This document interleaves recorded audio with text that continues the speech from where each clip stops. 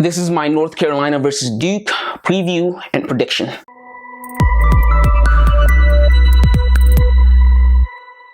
Hey guys, welcome back to the channel. If you're new here, this is League Talk and my name's Emmanuel Camia. On here, I talk about basketball, particularly the NBA, whatever's going on in the NBA.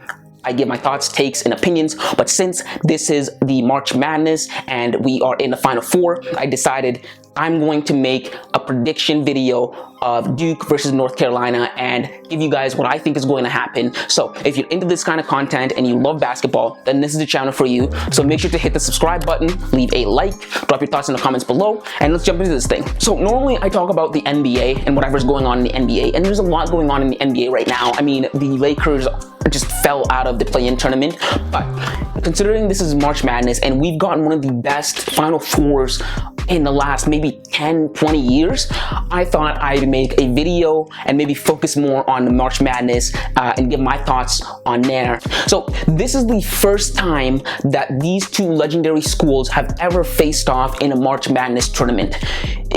These two schools have been around for 100+ years. So to get this is just a treat that you couldn't even wish for on Christmas. So what can you expect from this legendary matchups? Well, I'm here to give you my takes and my opinions and a preview of what's going to happen. It's a game that you shouldn't miss. There's nothing going on in your life that should be able to pry you away from a TV set when this game is on. If your wife is giving birth, you can say hi to the child later. I'm just messing with you.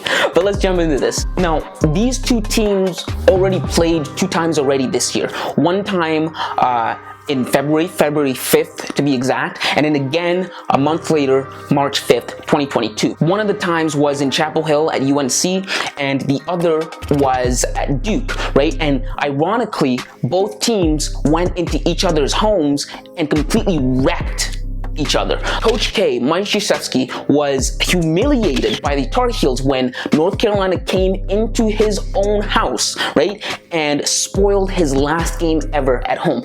And fittingly so, he did the exact same thing to them a month earlier when he went to UNC and he completely demolished and blew out the Tar Heels. So these two teams are very similar in terms of talent, and as of right now, it's 1-1. The record is 1-1, and this game is fittingly going to be the tiebreaker. Literally, Hollywood could not script this. So what is it going to look like? Well, from watching the last 2 games, I expect this game to be neck and neck. I expect this game to stay within a 7-point margin, and it won't be decided until the last maybe 3 minutes of the game, because these two teams are very similar in talent, right? These two teams are both powerhouses. These two teams are both blue bloods. These are basketball schools. This is what they live for. This is like their Grammys. This is like their Oscars. So from that intensity, expect them to be going at 110% and expect it to be a very close game. And I expect a lot of lead changes is going to happen until the last 2, maybe 3 minutes of the game, in which the more mature team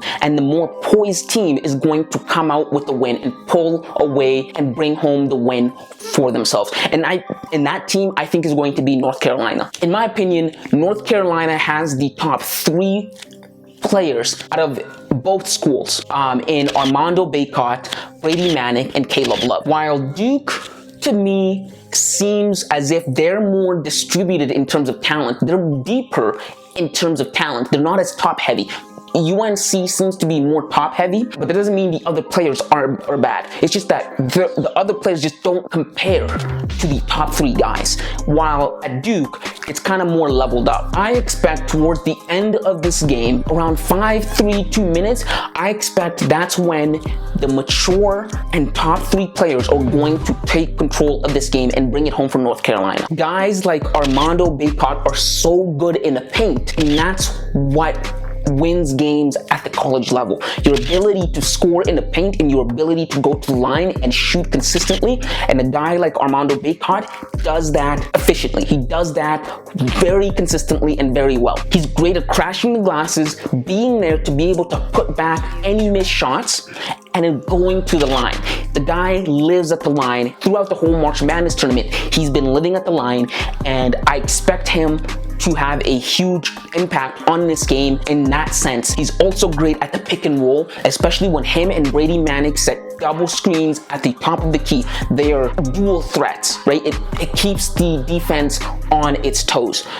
Both of them can crash the glass, both of them can go to the line, both of them can finish. Watching Armando Bacot is great because he's great at what he does, and expect him to impact this game greatly. But on the other hand, Duke, in my opinion, is the better shooter of the three ball. And again, that's because their talent is more distributed. It's not as top heavy. Guys like Paolo Benchro are so quick and can shoot the ball effectively. Same thing with Jeremy Roach and Wendell Moore Jr. But don't let that fool you. North Carolina has got two guys that are straight sharpshooters, Brady Manick and Caleb Love. Brady is so versatile. Also, like I said, like Armando, he's great in the paint, right? He's great at crashing the glasses. He's a forward, but he can also play like a center.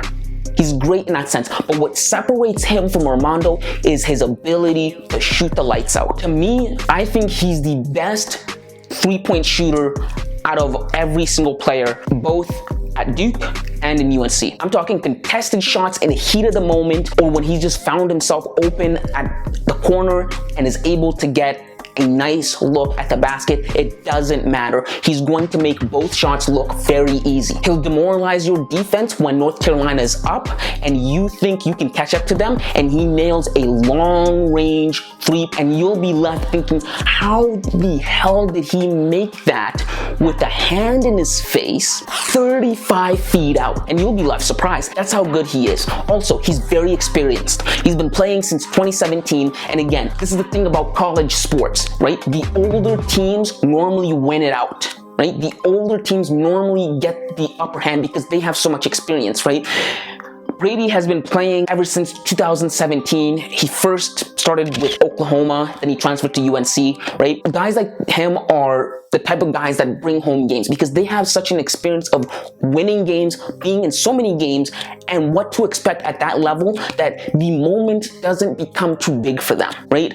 And that's why I'm saying again, the more mature team, the more poised team, in this case, with a guy like Brady Manick, with guys like Armando, they're going to come out, and be more poised under pressure and take it home. I think you saw this when Duke played North Carolina and North Carolina beat Duke at home, and it was Coach K's last game, and the pressure was on Duke to win that game, and they ended up crumbling.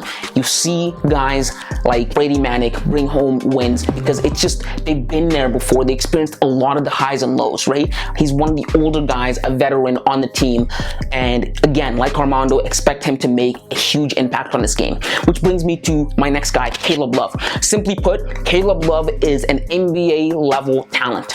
He's that good. If he gets hot, if Duke allows him to get hot, he can go for 30 points and put away Duke.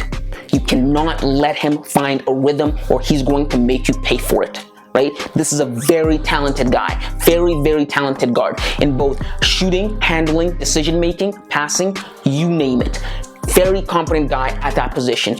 Duke has to be very weary of him. I imagine that Coach K, Mike Krzyzewski, is probably making game plans with those three guys in mind, because those three guys are what's going to beat Duke if Duke allows them to beat them. Now, I expect this game to be very neck and neck. I expect North Carolina to come out with a win, but I wouldn't be surprised if Duke won the game. Here's why. Although North Carolina does have the three best players, and if those three guys play their game and they play it right, they can win this game. But if Duke makes them uncomfortable and take away the ability for them to play their game, so if they're in their face, if they're making it uncomfortable to even cross half court, making it uncomfortable, can't let Caleb Love find his rhythm, that is a way that Duke can win this game, right? I imagine that Coach K is up at night worrying about those three guys, and Duke does have a chance to win this game. Like I said, the talent level, it's not a gap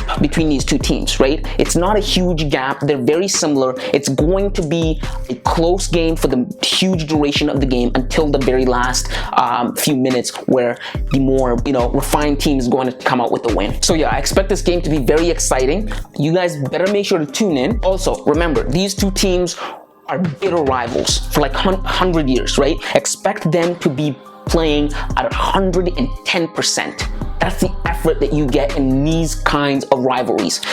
You get this kind of effort in Boston Celtics versus Los Angeles Lakers in the NBA Finals. You get this kind of matchups in Boston Red Sox, New York Yankees in the World Series. Duke basketball versus North Carolina basketball, March Madness.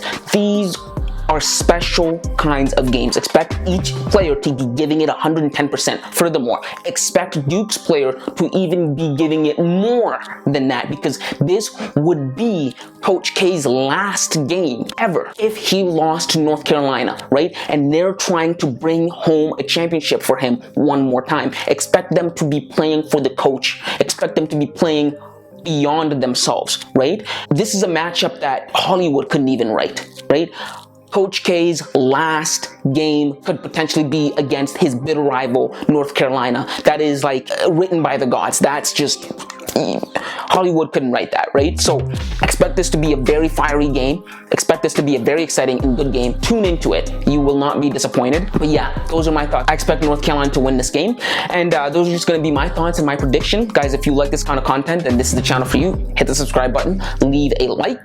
Drop your thoughts in the comments below. Who do you think is going to win and why? I want to hear why. And click here to watch why you shouldn't be comparing Chet Holmgren to Kevin Durant. Also, expect Villanova versus Kansas analysis and prediction coming soon. And aside from that, see you next time, kids.